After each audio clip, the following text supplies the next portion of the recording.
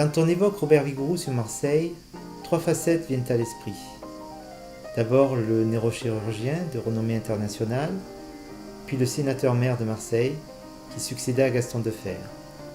Et puis il y a la facette qui est la moins connue du grand public, celle de l'artiste, peintre, écrivain, poète. Toutes ces passions auxquelles il s'est consacré jusqu'à la fin de sa vie. Au fil de sa présidence d'honneur de notre festival, nous avons longtemps et souvent échangé sur ces thèmes. Et évidemment, nous avons aussi beaucoup parlé de Marseille et la culture. Voici ce qu'il pensait.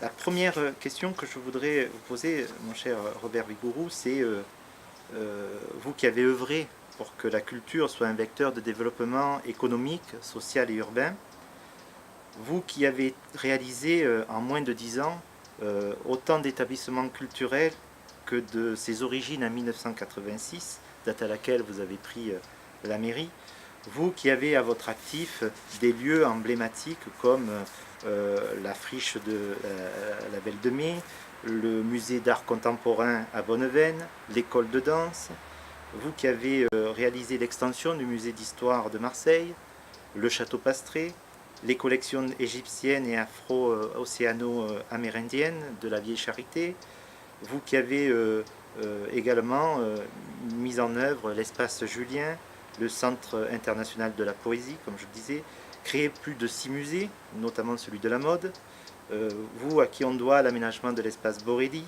la restauration et l'aménagement de la place Estienne d'Orve, la restauration du Fort Saint-Nicolas, sans parler de l'ambitieux projet que vous aviez pour l'accès aux livres, puisque la grande bibliothèque de l'Alcazar, c'est vous qui l'avez initiée et imaginée.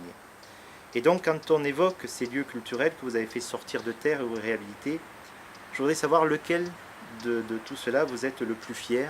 Je vous dirais que, pour moi, tout était important. Mon point de départ, c'est que, effectivement, j'ai eu la chance de pouvoir me cultiver au long de ma vie, m'intéresser à des choses qui n'étaient plus la médecine, qui étaient à côté, mais qui pour moi étaient très importantes. C'était la littérature, c'était la peinture, etc. Mon idée de base est qu'il faut partir de la culture de tous, c'est ce que j'ai dit, en estimant que là, c'est un trépied, il y a la culture, il y a les sciences, et il y a l'éducation. Et puis, la plateforme, c'est le socio-économique et tout le reste tout autour. Donc, une ville qui n'a pas d'éducation, qui n'a pas des lieux de culture, des possibilités de culture, qui n'a pas une recherche scientifique importante dans tous les domaines, bien, c'est une ville, pas morte, bien sûr, mais c'est une ville qui n'a pas de véritable vie.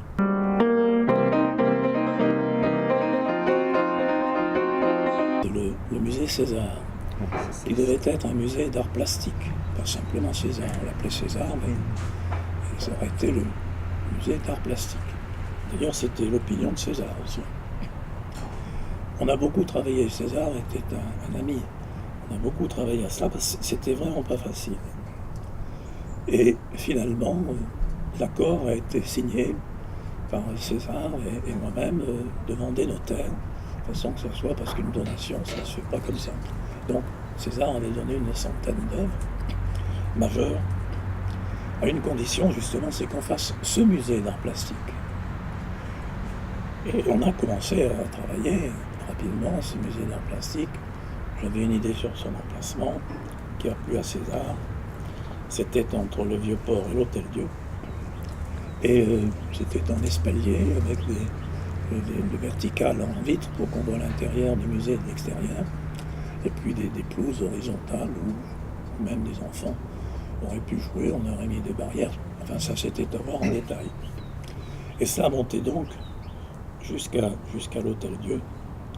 Et ça changeait complètement, je crois, l'aspect et mettre en pleine ville. Alors là, il y a des moments où il faut que ça soit en pleine ville parce que Le musée d'art plastique, il faut qu'il soit ouvert à tout le monde. Il faut savoir aider les lieux culturels. Il ne faut pas que tout l'argent reste à Paris. Il faut que la province ne parle pas seulement de Marseille.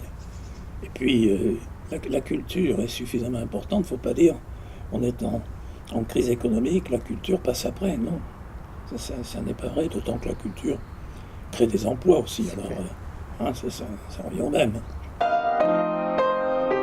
Vous êtes président du Festival des Alpilles. Alors, je voudrais savoir pourquoi vous vous êtes intéressé à ce festival qui était tout récent, tout nouveau, qui n'avait pas encore ses lettres de noblesse. Pourquoi avoir d'entrée prêté votre notoriété, votre réseau culturel à ce projet innovant, certes, mais qui était assez balbutiement? En tous les cas, le succès permanent de ce festival, tous les ans, montre que la valeur de ce festival. Et pour moi, c'était une certaine forme de culture qui était un petit peu délaissée. C'est une culture, je ne peux pas dire populaire, j'aime pas ce mot d'ailleurs, ouverte à tous. Parce qu'écouter de la musique et des chants de tous les pays du monde, mais qui sont non pas terre à terre, mais qui viennent de la terre, qui sont très humaines. C'est très différent de ce que l'on entend d'habitude. Et je dirais que c'était un petit peu oublié et que les initiateurs, dont moi-même je ne peux pas dire le nom parce qu'ils ne me l'ont pas permis, mais c'est facile à retrouver, vous pourrez le dire. Je vois encore et je suis à chaque fois très, très heureux de vivre ces moments. Je pense qu'il était normal que, quand on m'en a parlé, j'ai été enthousiasmé.